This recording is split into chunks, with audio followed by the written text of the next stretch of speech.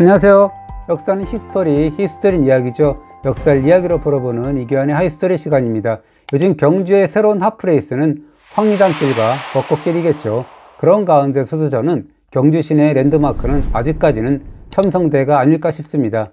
경주 시내 한복판의 평지에 다소곳이 서 있는 첨성대는 남녀노소와 밤낮을 막론하고 사계절 사진빨 잘 받는 핫플레이스니까요. 그런데 저는 첨성대를 볼 때마다 괜히 조바심이 납니다. 혼자 이리저리 나름대로 수평을 가늠해보고 기울어지지 않았는지 살펴보게 됩니다. 게다가 지난 9월 초에 강력한 태풍 흰남노가 경주 지역을 휘몰아쳤지 않았습니까? 공연한 기후가 아닙니다. 실제로 첨성대가 기울어졌으니까 말입니다. 2009년에 발표된 국립문화재연구원의 첨성대 실측 회선도 평가보고서는 첨성대가 북쪽으로 20cm, 서쪽으로 0.7cm 정도 기울어져 있다는 측정 결과를 담았습니다. 8.77m인 첨성대 높이와 기운 길이 북쪽 20cm로 계산하면 1.19도 정도의 기울기로 계산이 됩니다. 2011년에 발표된 국립문화재연구소의 첨성대 보고서는 피사의 사탑을 인용하면서 첨성대의 기울기를 비교하기도 했습니다. 그런데 2016년에 심각한 사태가 벌어지죠. 9월 12일 관측사상 가장 규모가 큰 진도 5.1에서 5.8도의 강진이 경주 지역에서 발생한 겁니다. 이후 8일간 모두 600회가 넘는 여진이 이어졌습니다. 그렇다면 첨성대는 어찌 되었을까요? 이번에 제가 2021년 첨성대 모니터링 결과 보고서를 입수해서 분석해 봤는데요. 첨성대를 처음 공식 조사하기 시작한 2014년을 기준으로 측정했더니 2016년 지진 발생으로 첨성대가 북측으로 2cm, 동측으로 1cm 정도 탑 전체가 순간 이동하면서 기울어진 현상을 확인했습니다. 4.55mm의 배부름 현상도 포착됐고요. 이후 3년간 유의미한 변화는 보이지 않았다고 합니다. 그런데 2020년부터 2년간의 추이를 지금 예의주시하고 있다는데요. 그럴 이유가 있답니다. 2020년 10월부터 지난해 10월까지 3차례 측정 결과 3.1mm 정도 북쪽으로 더 기우는 추세를 보인 것으로 나타났기 때문이죠. 그렇다면 2009년 이후의 측정 결과를 한번 종합해 볼까요? 2009년 첫 측정 때 북쪽으로 20cm 이상 기울었다는 사실을 밝혀낸 바 있죠. 이후 2016년 일어난 경주 지진 때문에 2cm 정도 더 기울었고요. 지난해와 올해 사이 3.1mm 정도 더 진행되었다고 했죠. 변화 추이를 모두 계산해 보면 지금 즉 2021년 현재의 첨성대는 2009년 이전에 비해서 22.58cm 기운 셈이 됩니다. 현재 첨성대의 관리 등급은 주의 관찰을 요하는 C등급인데요. 그렇다고 해서 심각한 상태는 아니라고 합니다.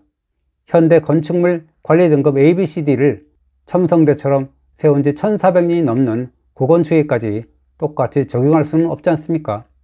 물론 그래도 늘 예의주시해야 되겠죠.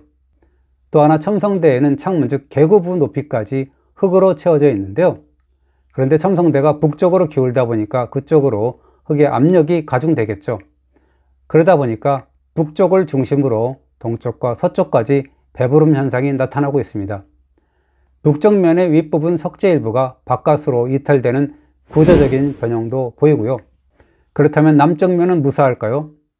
그렇진 않습니다. 첨성대가 북쪽으로 기울면서 흙의 압력이 그쪽으로 쏠리겠죠. 반면 남쪽 벽에서는 상대적으로 흙의 압력이 약해지게 되고요. 그러니 남쪽면의 석재들이 이완되어서 틈이 벌어지고 있습니다. 2021년 실측조사 보고서도 첨성대에서 지반 침하 등으로 인해 기울기가 변화될 경우 밑부분 흙압력의 증가로 배부름이 증가되거나 상부 석재의 연쇄적인 미끄러짐 현상, 즉 이탈 현상이 발생될 가능성이 많다라고 했습니다. 현재 국립문화재연구원이 첨성대 내부에 상시 계측 시스템을 설치해서 수시로 점검하고 있답니다.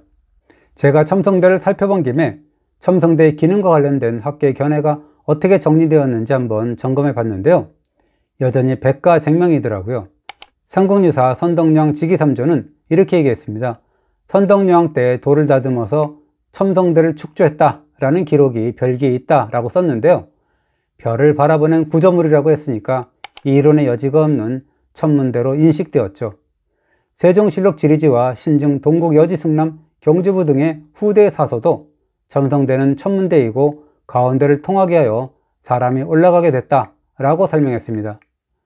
삼국사 조례는 첨성대 축제연대를 647년 즉 선덕여왕 16년 1월이라고 못 박았고요.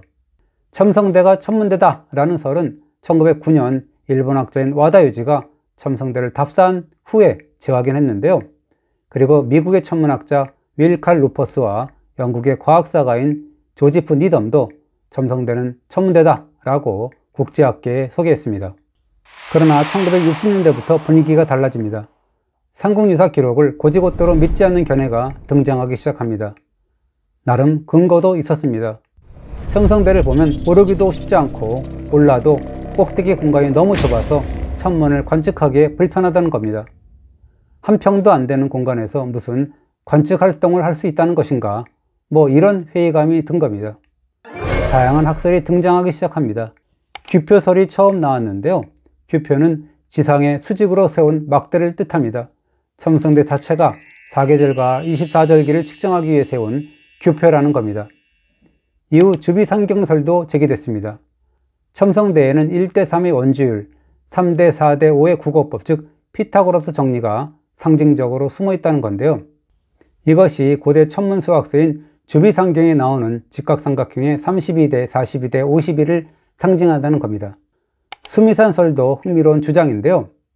수미산은 불교에서 세상의 중심에 서 있다는 상상의 산입니다.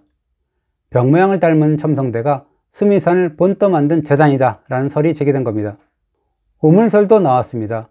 첨성대 맨 위에 우물 정자 모양의 돌을 올린 것이 우물을 연상시킨다는 겁니다.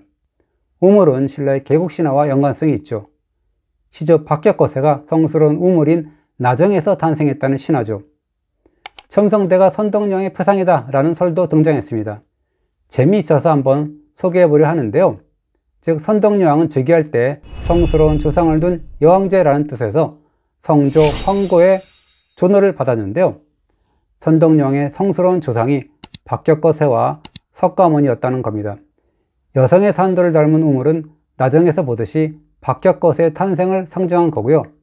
또 첨성대의 창구는 석가모니가 태어난 마야부인 즉 석가모니 어머니의 오른쪽 옆구리라는 겁니다. 그러나 대부분의 견해는 여전히 삼국유사와 태종실록, 삼국사 조례 등이 소개한 첨성대, 별을 관찰하는 구조물이다 라는 기본 틀을 뒤집을 만한 결정적인 증거는 제시하지 못하고 있습니다. 어떤 이는 사고의 폭을 넓히는 아주 신선하고 흥미로운 견해를 제시했지만 또 어떤 이의 주장은 경광부해와 아전인수의 향기가 물씬 풍기기도 합니다. 또 한 사람의 연구자가 해외 자료를 토대로 작성한 논문도 재미있어서 한번 소개해 보려고 합니다.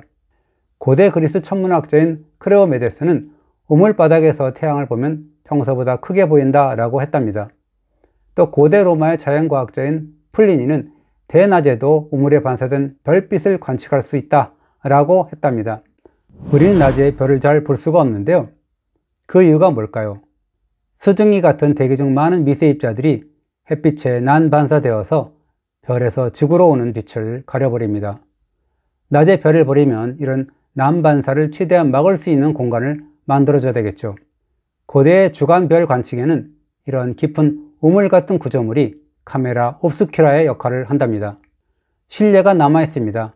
1428년 건립된 사마르칸트의 울루그벡 천문대와 1579년 터키 이스탄불 천문대의 부속 건물로 건립된 천체 관측용 우물탑을 그린 그림이 전해집니다.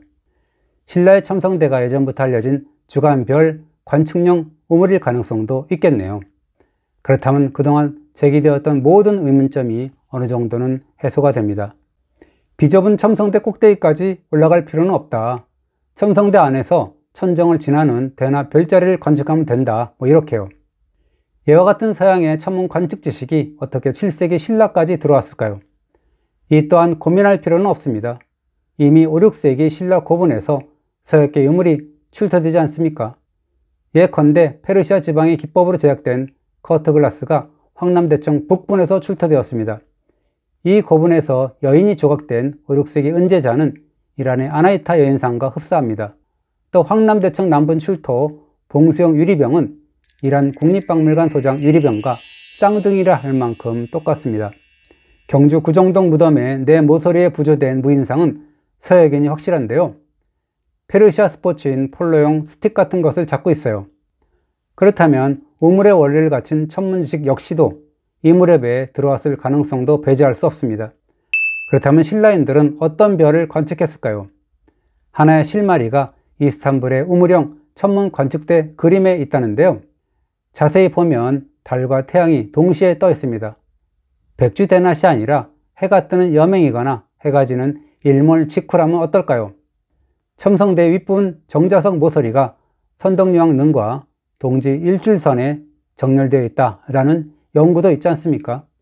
예부터 동지에 해가 뜨는 동지 일출은 태양의 부활을 알리는 새해 출발로 받아들여졌습니다.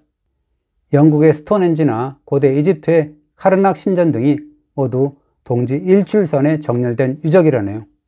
첨성대 역시도 해 뜨기 직전이나 지기 직후에 별과 해를 관측한 시설일 수도 있다는 얘기죠. 물론 이 견해 역시 맞는지는 알 수 없죠. 그러나 이 역시 상상력의 폭을 넓힐 수 있는 흥미로운 주장이라는 점에서 한번 소개해드렸습니다. 이번 주도 잘 보셨다면 구독 눌러주시고요. 좋아요도 부탁합니다. 감사합니다.